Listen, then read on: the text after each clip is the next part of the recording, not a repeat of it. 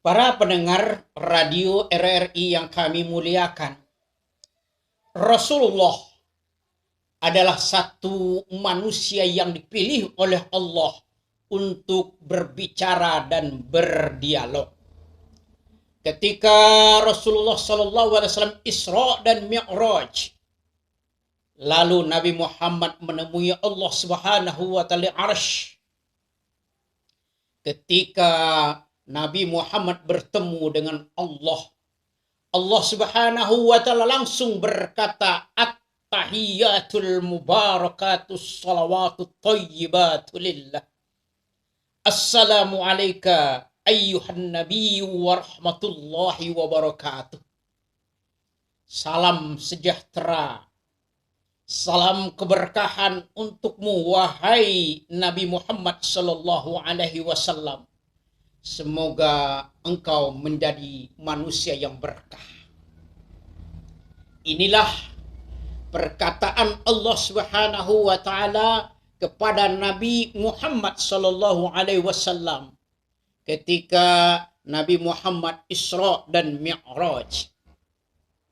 Mendengar perkataan Allah Subhanahu wa taala yang seperti itu, maka Nabi Muhammad sallallahu alaihi wasallam menjawab, Assalamu alayna wa ala ibadillahi sholihin. Semoga ya Allah keselamatan atas umatku, atas semua umat-umatku, dan juga keselamatan kepada umat-umatmu yang selalu berbuat baik, kepada manusia-manusia yang selalu berbuat hal-hal yang engkau senangi. Kemudian dikala itu malaikat-malaikat yang ada di sekitar Rasulullah Shallallahu Alaihi Wasallam menyaksikan pembicaraan Allah dengan Nabi Muhammad, dan para malaikat langsung berkata, Ashhadu an la ilaha illallah wa ashhadu anna Muhammad Rasulullah. Aku bersaksi, kata malaikat, bahwasanya tiada Tuhan kecuali Allah Subhanahu wa taala, dan aku bersaksi bahwasanya Nabi Muhammad sallallahu alaihi wasallam sebagai utusan Allah Subhanahu wa taala. Inilah pembicaraan para nabi dengan Allah Subhanahu wa taala.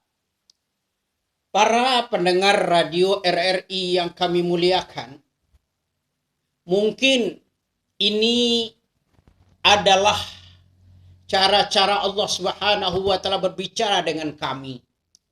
Suatu pengalaman spiritual ketika kami menunaikan ibadah umroh pada tahun 2014. Dikala itu kami berada di depan Ka'bah Al-Mukarramah. Di antara sekian banyak manusia, semuanya bertujuan bagaimana caranya untuk bisa mencium Hajarul Aswad. Para pendengar, orang yang berusaha mencium Hajarul Aswad mendapatkan rintangan, cobaan yang tidak terkira. Ada yang bengkak kepalanya, ada yang kena sikut, bahkan juga ada yang meninggal karena kepingin mencium Hajarul Aswad. Sedemikian antusiasnya manusia untuk mencontoh Rasulullah Shallallahu Alaihi Wasallam mencium Hajarul Aswad. Kami pribadi sudah berada di dekat Hajarul Aswad, mendekat, kemudian tangan masuk ke dalam Hajarul Aswad. Dikala itu dirasa berapa ya batunya Hajarul Aswad, 1, 2, 3, langsung ditarik. Kemudian dikala itu bangga dan senangnya bukan main, karena sudah bisa memegang Hajarul Aswad. Lalu berkata, Ya Allah ya Rabb, terima kasih terima kasih. Aku sudah bisa memegang Hajarul Aswad. Tapi ya Allah ya Rabb, aku tidak mampu. Aku tidak sanggup untuk mencium Hajarul Aswad. Aku hanya cukup untuk memegang Hajarul Aswad. Para pendengar yang dimuliakan oleh Allah Subhanahu wa taala, besoknya kami melakukan ibadah umroh. Di dalam kita melaksanakan ibadah umroh harus mulai dari mikot yang disebut juga dengan Tan'im. Itu adalah salah satu mikot yang terdekat dari Ka'bah Al-Munawwarah.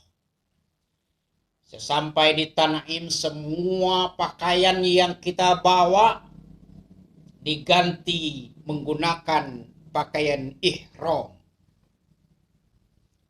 Lalu para pendengar, kita menuju Ka'bah Al-Mukarramah. Di sana kita tawaf. Setelah tawaf kita sa'i, lalu tahallul, kemudian pulang. Saat pulang semua bungkusan yang kita taruhkan di dalam kantong kresek hilang.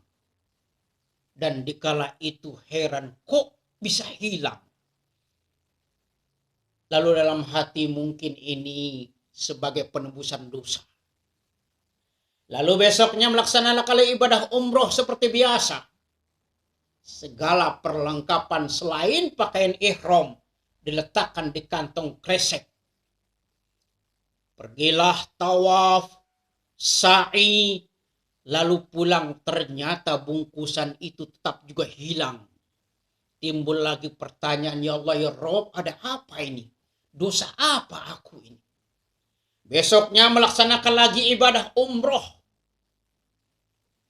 Seperti biasa, kita tawaf, kita sa'i, kita tahallul. Ternyata bungkusan yang kita taruh di kantong kresek juga hilang. Kemudian pada tawaf wada yang terakhir, bersiap-siap untuk tawaf wada, kemudian membawa beberapa botol yang tujuannya untuk digunakan sebagai penyimpanan air Zam-Zam. Lalu kita tawaf wada.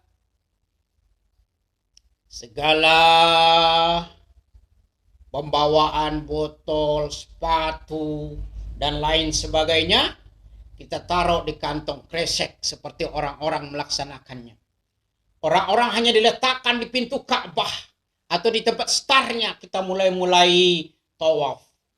Tapi kita agak berhati-hati jangan sampai hilang. Diikat kantong kresek tersebut di pintu Ka'bah dan juga di sekitar Ka'bah itu ada pagar-pagar diikatkan agar tidak hilang dan lain sebagainya. Ternyata para pendengar, ya Allah ya Rabb, ya Allah ya Rabb, bungkusan itu tetap juga hilang. Kantong kresek itu tetap sirna. Lalu kami bertanya, ya Allah ya Rabb, ada apa ini? Ada apa ini? Berjalan sampailah kita menuju Ka'bah Al-Mukarramah. Tetap beristighfar. Dosa apa? Dosa apa? Ternyata ketika kita berada di sekitar Ka'bah, didorong oleh jemaah yang lain menuju Hajarul Aswad. Didorong. Akhirnya kita bisa mencium Hajarul Aswad. Nah, di sini suatu kesimpulan. Ketika kita berkata, saya hanya ingin memegang, tidak ingin mencium. Dikala itu Allah Subhanahu wa ta'ala tanpa kita sadari, hei jemaahku, hai tamuku, kau tidak boleh pulang ke Indonesia sebelum engkau mencium Hajarul Aswad. Itu yang dikatakan oleh Allah Subhanahu wa ta'ala tanpa kita sadari. Para pendengar radio RRI yang kami muliakan, inilah bentuk-bentuk pembicaraan manusia dengan Allah Subhanahu wa ta'ala, suatu nikmat yang betul-betul besar bagi manusia. Mudah-mudahan kita tersugesti nantinya bisa berbicara dengan Allah Subhanahu wa taala, tentu dengan cara-cara yang sudah di-planning oleh Allah Subhanahu wa taala. Hadanallahu wa iyyakum ajma'in. Wassalamualaikum warahmatullahi wabarakatuh.